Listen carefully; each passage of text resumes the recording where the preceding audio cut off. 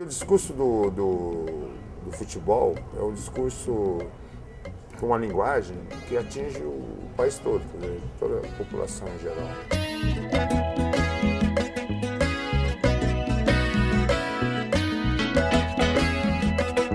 Futebol em si é o mais democrático dos esportes, né? É aquele que atinge todas as faixas sociais, tudo isso. O objetivo era só um só, era tornar o Corinthians cada vez maior, e tornou.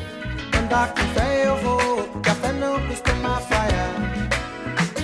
Andar com fé eu vou, café não costuma falhar. Esse time era o melhor que você já viu até hoje. Jogava por música. Andar com fé eu vou, café não costuma falhar. Andar com fé eu vou, café não costuma falhar. E ali nós estávamos discutindo o país sob a ótica do futebol. Andar com fé eu vou, café não costuma falhar. Andar com fé eu vou, café não costuma falhar. Nós tínhamos um grupo de pessoas que pensavam alguma coisa diferente daquilo que era o padrão. Só que nunca tínhamos tido, digamos, a sensação de que pudéssemos criar a revolução. O que aconteceu ali é dessas raras coincidências que acontecem na história, de repente, num mesmo lugar, se juntarem pessoas com cabeças diferentes, mas voltadas mais ou menos para a mesma direção, e em meio a uma baita necessidade. No final de 81, o time estava uma porcaria, era ruim demais, fomos eliminados rapidamente do Campeonato Brasileiro, fomos para a segunda divisão, né? Só que era casado com a primeira no mesmo campeonato.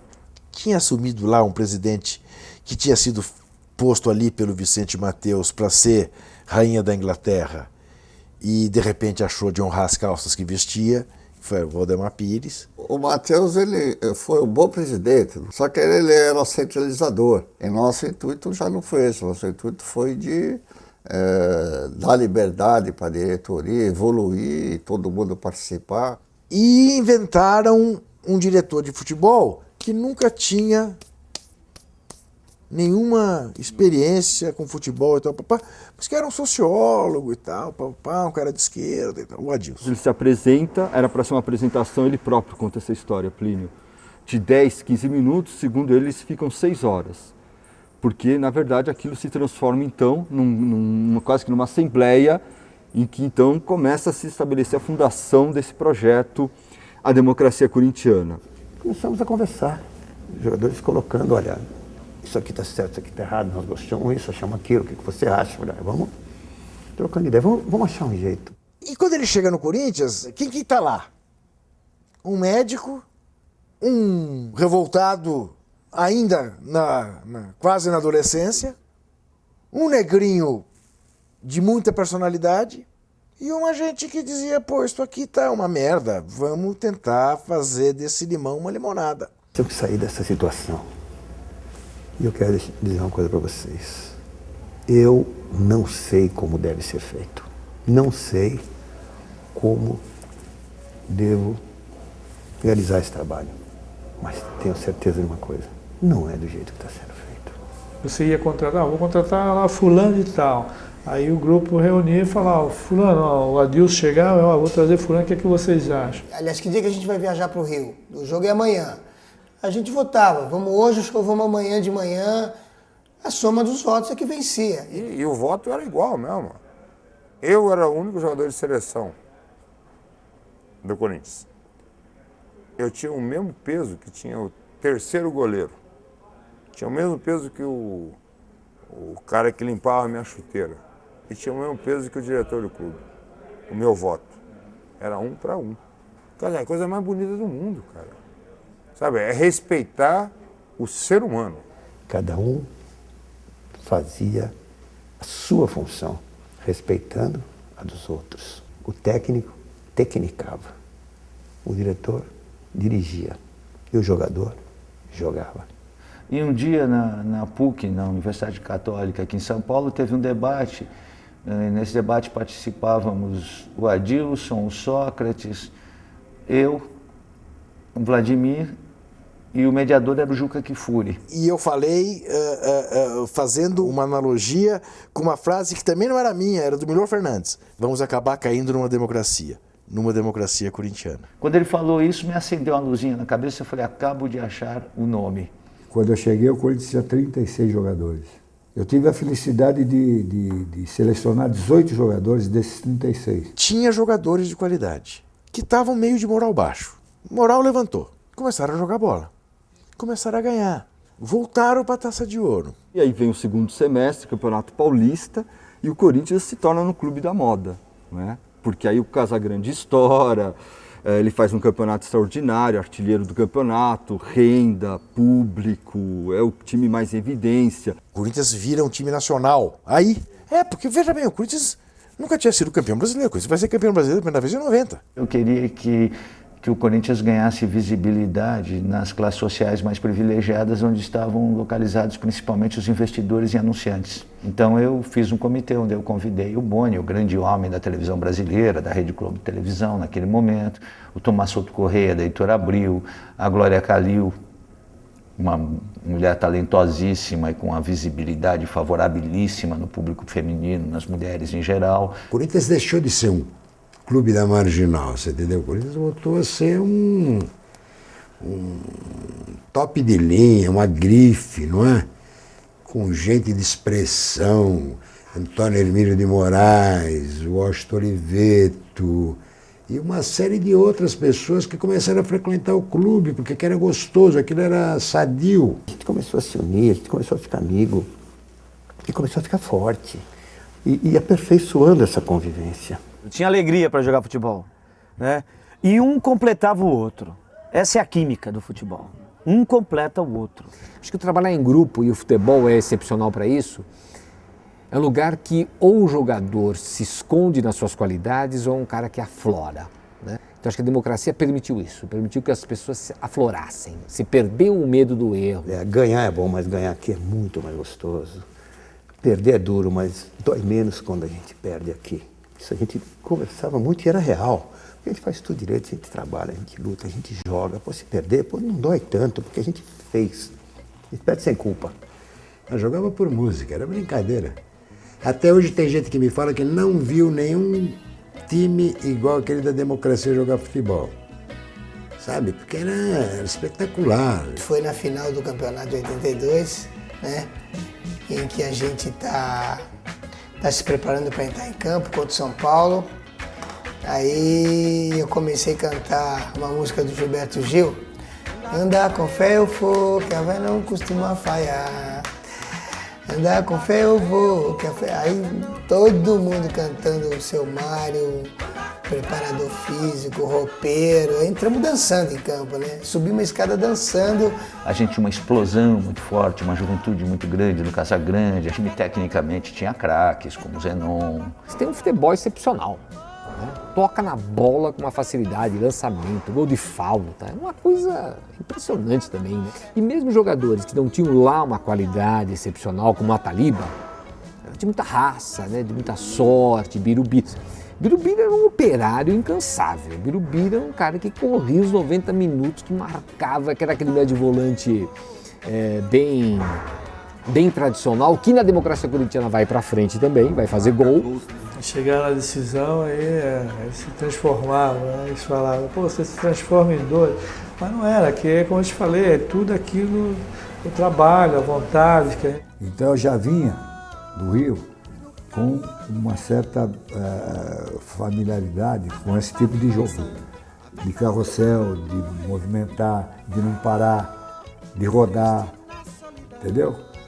Era um conceito novo e eu consegui no Corinthians, colocando esse pessoal, todos eles habilidosos, né? E eu, Sócrates, a gente pensava, tratava de pensar, né? E fazia o time girar em torno da gente. E as jogadas fluíam naturalmente. Certo ou errado até, a fé vai onde quer que eu vá. Tinha o Cabeça, que o Magrão, pra mim, ele era o céu. da equipe, do grupo.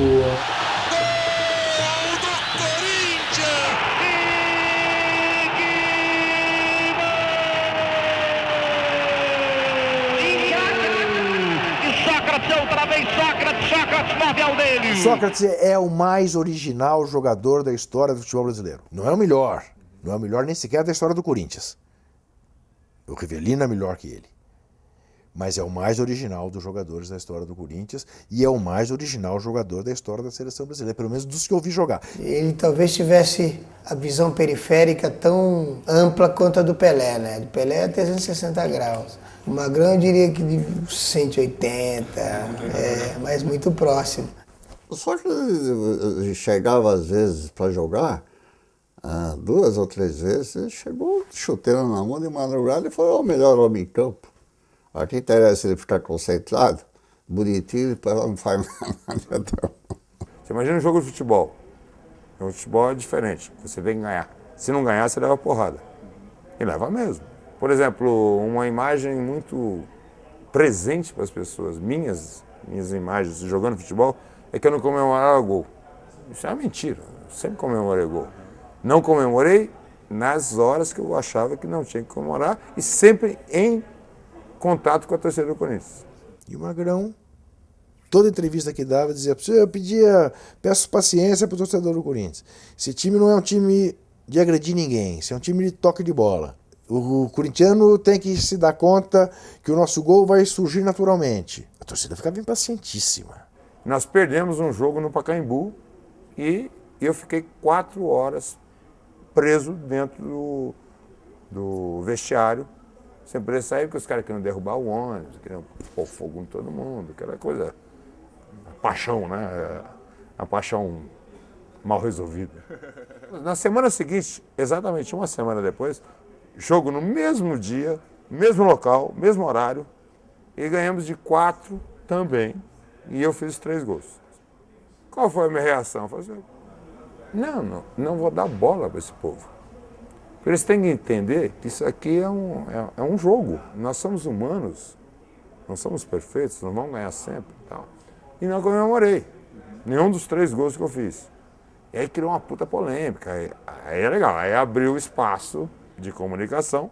Eu expliquei agora, pô, a semana passada queriam me matar, agora querem me levar aos céus.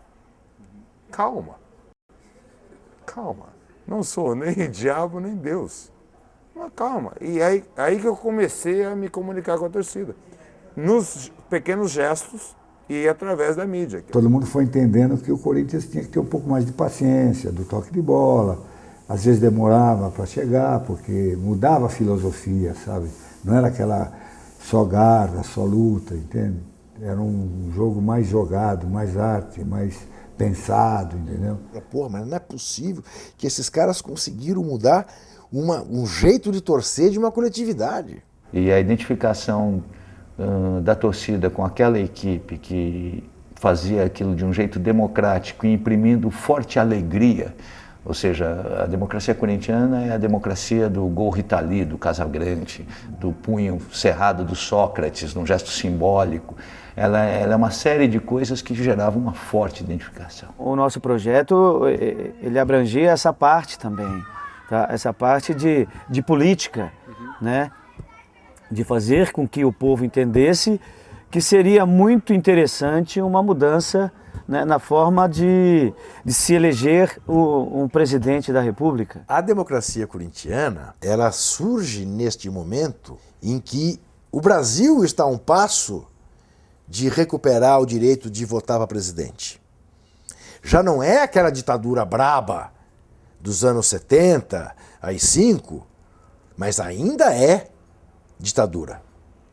Então você ter um lado nessa questão, aderir claramente, era quase uma exigência da cidadania. O time entra em campo com uma faixa, ganhar ou perder, mas sempre com democracia. Isso é de um peso muito grande, você está relativizando a vitória, né? Não é algo qualquer. Aquele grupo ansiava, como o país inteiro, pelas eleições diretas. E a gente acabou atrelando o grupo fortemente ao movimento das diretas. A diretoria do Corinthians recebeu um telegrama do CND proibindo inscrições nas camisas que façam propaganda política ou religiosa. Dessa forma, o Corinthians estaria proibido de usar nas suas camisas a expressão democracia corintiana. Mas democracia não vale nada, né? Nem a nível de publicidade. Em 1984, votação da emenda Dante de Oliveira das diretas já, você sair às ruas, você está respirando a liberdade, você está pisando no chão que você não podia pisar, né? Dá um ar, dá um gosto pelo mundo, pela sociedade, etc., que a democracia corintiana permitiu. E permitiu exatamente no meio, pelo menos, da sociedade, um dos mais conservadores, né? Exatamente essa questão, quebrou-se essas hierarquias, quebrou paradigmas, né? Por que o jogador precisa se concentrar? O atleta profissional de futebol não está preparado para não concentrar. Pô, o cara que não está preparado para não concentrar, também não está preparado para jogar, entendeu? O hotel estava contratado, era o Hilton ali da Avenida Ipiranga. O hotel estava contratado. Você quer dormir na concentração, você vai. Se não, chega no domingo para almoçar, 11 horas da manhã, e vamos jogar. Você imaginou a consideração para o cirurgião cardíaco? Ué, como não tem como? Esse cara tinha que estar preso na penitenciária de Campo Grande, junto com o Beira-Mar e com o outro gringo lá. Ué, lógico. Ué, se o jogador de futebol tem que ficar concentrado, imagina um cirurgião cardíaco. Tem que ficar em Campo Grande lá. Ué, isso é um absurdo, cara. Ué, você trabalhar, você tem que ficar preso. A imprensa esportiva ultra-reacionária, ultra-conservadora, olhava para aquilo e dizia que absurdo, esses caras estão tomando cerveja no bar da Torre. Tentando passar uma ideia de que no Corinthians era uma bagunça. Que era uma democracia de poucos, de responsabilizar pelas derrotas. Eu te diria que se hoje acontecesse alguma coisa parecida, as reações não seriam tão diferentes, não. Em boa parte da imprensa. Se a gente não ganha o bicampeonato, né, a gente com certeza ia ser cortado do Corinthians, porque as pessoas acabam, porra, tá certo, eles estão com uma liberdade aí, mas não estão ganhando nada, então a imprensa tá certo, quer dizer. Uma experiência que só ganhou, no final das contas, 2 campeonatos paulistas, vira hoje tema acadêmico, conhecida no mundo inteiro. Você tem densidade histórica nesses títulos. Em contrapartida, curioso constatar isso, o São Paulo ganha títulos nacionais, internacionais e interplanetários, e o significado dessas conquistas não extravasa o universo do futebol, né? Só tem um significado esportivo, de um clube bem organizado, com uma grande preparação física, mas não consegue despertar na sociedade ou se articular na sociedade com algo mais, né? Talvez se associe ao neoliberalismo, à eficiência Exatamente, neoliberal, não mais que isso. Perfeito. Não vai além disso. Perfeito. Quase foram tricampeões, perderam o último jogo no campeonato de pontos corridos para o Santos. Quer dizer, então, digamos, do ponto de vista dos resultados esportivos, indiscutível, puta sucesso. O Adilson Monteiro Alves é candidato à presidência. Aí o Washington fez uma campanha linda assim.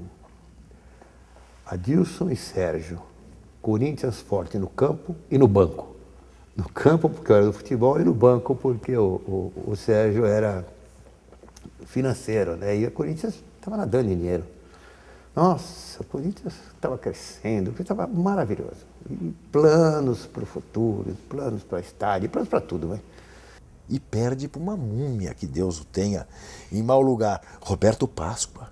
Mesmo assim, perderia a eleição para o conservadorismo e as armações que foram feitas no Conselho no sentido de podar esse movimento progressista, despreendido, inovador, que é falado até hoje, um conservadorismo burro, que não soube onde levar o Corinthians, estourou toda a fortuna que nós tínhamos lá no clube. Na noite em que houve a eleição, a chapa vencedora teve que sair do Parque São Jorge pelos fundos. Porque a torcida, principalmente de Gaviões, invadiu aquela porcaria lá e queria dar porrada nos caras. Porque era uma usurpação. Mas, quer dizer, era uma usurpação, digamos, do ponto de vista ideológico. Mas quem tinha voto era mesmo a reação, não era a democracia corintiana. Foi o único presidente que comprou o Estatuto do Clube, fui eu. Porque o resto lá, eles A hora que a música acabou, ninguém quer sair mais. A democracia acabou em 84, porque o Sócrates saiu, o Casagrande saiu, e a democracia acabou sendo enfraquecida. Aliás, o Juca fala o seguinte, pô, o único cara que apostou alguma coisa nas diretas já foi o Magrão. Ele promete no comício das diretas, se as diretas passarem, eu fico no Corinthians, eu fico no Brasil. Que é uma outra coisa impressionante para a época, né? Porque você está colocando o seu projeto pessoal aquém de um projeto político nacional, né? É uma fala que a gente consegue entender em 84. Não conseguiríamos entender hoje para nenhum jogador hoje, né? É o que eu tinha na mão, né? E na verdade fui embora por causa dessa porcaria, né? Porque eu assumi o contrário, né? Já que não passou, eu vou ter que ir embora, porque eu fiquei frustradíssimo. Triste que eu te diria da democracia corintiana é constatar que não ficou nada, meu. Mas é um episódio na história do futebol brasileiro que não deixou uma herança mais progressista no trato. Não tinha condição nenhuma para fazer aquilo lá. É uma baita de uma loucura. Se você pensar historicamente, é uma baita loucura. Quer dizer. Você só faz isso com a cabeça aberta. Não, não tem como, não tem. Um retrógrado não faz esse movimento nunca. Aliás, costumo dizer que eu vivi 2 momentos do futebol, antes e depois da democracia corintiana, entendeu? E ali nós estávamos discutindo o país sob a ótica, né, do futebol, com uma linguagem que era acessível. Porque a democracia corintiana era futebol, mas não era só futebol. Era uma interferência bonita, saudável e bacana no quadro social e no quadro de comportamento. A participação do esporte na luta pela redemocratização do país. Que eu brinco lá com meus amigos não corintianos, né? Não, porque nós vencemos. Mas não interessa que vocês venceram, isso é de menos. Vocês não têm isso no currículo, vocês não têm essa questão no currículo. Vocês não significaram um suporte para a democracia nesse país. Vocês não significaram isso. Não, porque ganharam, mas não invadiram o Maracanã. Pô. Não, mas não interessa. Montar um time, com dinheiro você monta. Com inteligência, administração você monta. Agora, algumas coisas que você não monta com dinheiro. Né? Então, eu tenho um orgulho muito particular por isso. Foi um momento muito especial a democracia corintiana. Todo torcedor acha que o seu time é diferente dos outros. É óbvio. Mas o que distingue, o que o corintiano mais gosta de dizer, que é o que distingue o Corinthians dos outros, é que ser campeão é detalhe. Entendeu? Ser campeão é detalhe. É claro que prefere ser campeão, mas se não for, tudo bem. A vida segue do mesmo jeito.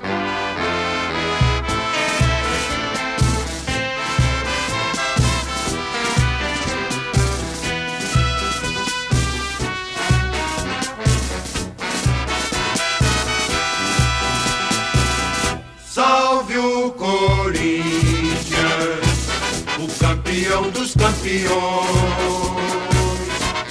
eternamente dentro dos nossos corações. Salve o Corinthians, de tradições e glórias mil. Tu és o orgulho dos desportistas do Brasil. Teu passado é uma bandeira, teu presente é uma lição. Figuras entre os primeiros do nosso esporte pretão. Corinthians grande, sempre altaneiro.